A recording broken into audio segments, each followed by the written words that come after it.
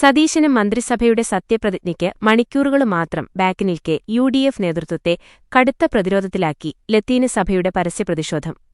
പുതിയ സർക്കാരില് മത്സ്യത്തൊഴിലാളി വിഭാഗത്തിനും ലത്തീന് സഭയ്ക്കും അർഹമായ പ്രാതിനിധ്യം നൽകിയില്ലെന്ന് ചൂണ്ടിക്കാട്ടി തിങ്കളാഴ്ച നടക്കുന്ന സത്യപ്രതിജ്ഞാ ചടങ്ങ് ബഹിഷ്കരിക്കാന് സഭ ആലോചിക്കുകയാണ്. ഇതിനു പുറമെ പുതിയ മന്ത്രിസഭയില് മുസ്ലിം ലീഗിന് ഫിഷറീസ് വകുപ്പ് നൽകാനുള്ള നീക്കത്തോടും സഭ കടുത്ത വിയോജിപ്പ് രേഖപ്പെടുത്തിയിട്ടുണ്ട്. യുഡിഎഫ് നേതൃത്വത്തോടുള്ള അതൃപ്തി പരസ്യമാക്കി ലത്തീന് സഭ അതിരൂപതാ വികാരി ജനറൽ ഫാദർ യൂജിന് പെരേരയാണിപ്പോൾ രംഗത്തെത്തിയിരിക്കുന്നത്. മാണി സിസ്റ്റർ കാപ്പന്റെ അതൃപ്തിക്കു പിന്നാലെ ലത്തീന് സഭയും പരസ്യ നിലപാടുമായി വന്നത് പുതിയ ഭരണത്തിലേക്ക് കടക്കുന്ന മുന്നണിക്ക് വലിയ തലവേദനയായി മാറിയിട്ടുണ്ട്. ലത്തീന് സഭയെയും തീരദേശവാസികളെയും വെറുമൊരു വോട്ട് ബാങ്കായി മാത്രമാണ് കോൺഗ്രസും യുഡിഎഫും കണക്കാക്കിയതെന്ന് ഫാദർ യൂജിന് പെരേര കടുത്ത ഭാഷയില് കുറ്റപ്പെടുത്തി.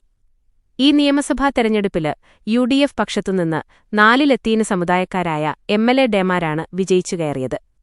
യുഡിഎഫിന് ലഭിച്ച ഈ വന് ഭൂരിപക്ഷത്തിനു പിന്നില് ലത്തീന് സഭയും മത്സ്യത്തൊഴിലാളി വിഭാഗവും നിർണായക പങ്കാണ് വഹിച്ചത്.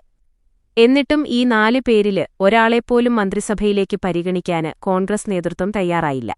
പ്രത്യേകിച്ച് സമുദായത്തില് നിന്നുള്ള മുതിർന്ന നേതാവായ വിൻസെന്റിനെ മന്ത്രിസ്ഥാനത്തേക്ക് പരിഗണിക്കാതിരുന്നത് അങ്ങേയറ്റം പ്രതിഷേധാർഹവും നീതികേടുമാണെന്ന് അദ്ദേഹം ചൂണ്ടിക്കാട്ടി. മന്ത്രിസഭാ രൂപീകരണവുമായി ബന്ധപ്പെട്ട് ഇപ്പോൾ മുന്നണിയില് കാണുന്നത് ചില അന്തർനാടകങ്ങളാണ്.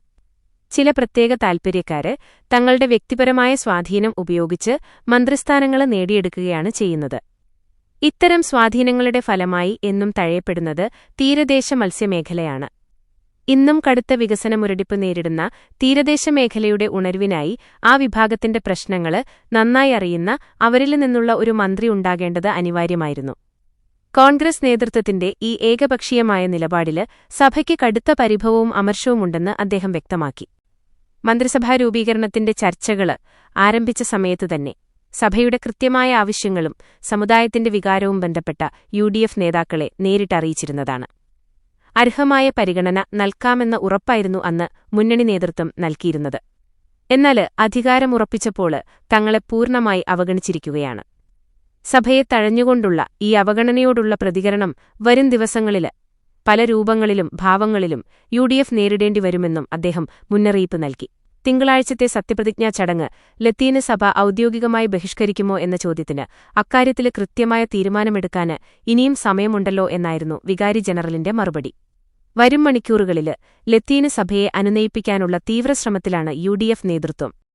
21 ലക്ഷത്തോളം സന്തുഷ്ടരായ ഉപഭോക്താക്കളും 2 ലക്ഷത്തോളം തിമിര ശസ്ത്രക്രിയകളും പൂർത്തിയാക്കിയ മലബാറിലെ ഏക കണ്ണാശുപത്രി Al Salama eye hospital road Perinthalmanna.